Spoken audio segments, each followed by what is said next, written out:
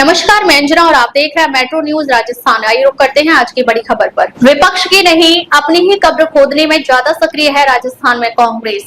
राजस्थान की राजनीति में कांग्रेस आज विपक्ष की भूमिका निभाने के बजाय अपनी ही कब्र खोदने में जुटी दिखाई देती है। विधानसभा में 69 विधायकों के साथ उसका संख्या बल कम नहीं है, लेकिन फिर भी जनता उसे एक मजबूत विकल्प मानने को तैयार नहीं।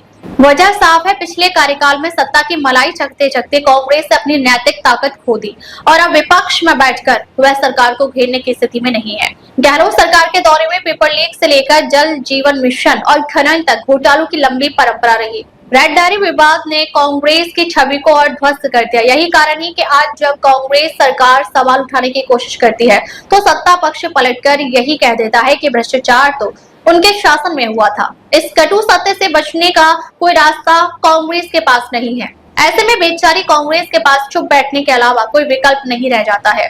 हालात और ज्यादा गंभीर तब हो जाते हैं जब पार्टी के भीतर गुटबाजी की हकीकत सामने आती है। गहलोत पायलट संघर्ष ने संगठन की रीढ़ तोड़ दी। विपक्ष का नेता तय करने तक में खींचतान और असंतोष देखने को मिला। विधायकों के बीच एकजुटता का अभाव और कार्यकर्ताओं में निराशा साफ झलकती है। विपक्ष का काम जनता के मुद्दे उठाना होता है, लेकिन कांग्रेस का बड़ा हिस्सा आपसी खींचतान और व्यक्तिगत महत्वाकांक्षाओं में उलझा हुआ है।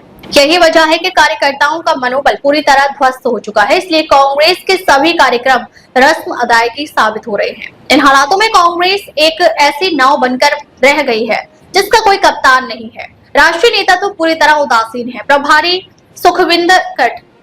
सुखजिंदर सिंह रंधावा मानो आंख मूंद कर सोए पड़े हैं। न वे संगठनात्मक बिखराव पर लगाम कस पा रहे हैं, न ही विपक्ष को सड़क से सदन तक आक्रामक बना पा रहे हैं। प्रदेश नेतृत्व भी गुटबाजी और पदलोलुपता में फंसा है। ऐसे में इस पार्टी का भगवान ही मालिक है। विधानसभा में कांग्रेस की भूमिका महज रस्म अदायगी बनकर रह गई है। वॉकआउट और धरनों से आगे वह कोई ठोस रणनीति पेश नहीं कर पा रही है। ना तो वैकल्पिक नीतिगत दृष्टि सामने रखी जा रही है और न ही जनता को भरोसा दिलाने वाला कोई रोड मैप। सड़क पर प्रदर्शन भी महज औपचारिकता भर है। परिणाम यह है कि जनता कांग्रेस को विपक्ष नहीं बल्कि बेबस दर्शक मान रही है। पार्टी के प्रदेश अध्यक्ष के नाते गोविंद सिंह डोटासरा की यह जिम्मेदारी है कि उन्हें गमछा डांस के बजाय निराश हो चुके कार्यकर्ताओं में जान फूंकनी होगी। टीकाराम झूले उम्मीद से बेहतर विपक्ष के नेता साबित हुए हैं। विपक्ष के नेता को नतमस्तक होने के बजाय आक्रामक होने की जरूरत है। इसके अलावा जूली का होमवर्क बहुत ही सतही है। इसी वजह से सरकार को कटघरे में खड़ा नहीं कर पाते हैं। इस सच्चाई से कोई इनकार नहीं कर सकता है कि राजस्थान में कांग्रेस दिन ब दिन कमजोर होती जा रही है। जनता और कार्यकर्ता दोनों यह महसूस कर रहे हैं कि पार्टी का कोई धनी धौरी नहीं है। सत्ता का मोह, घोटालों का बोझ, गुटबाजी और नेतृत्वहीनता ने कांग्रेस को लगभग निर्जीव बना दिया है। हाल यही रहे तो आने वाले समय में कांग्रेस का राजनीतिक विसर्जन होना अब केवल वक्त की बात है। कुल मिलाकर कांग्रेस विपक्ष की नहीं बल्कि अपनी ही मैयत की तैयारी करती पार्टी बन चुकी है।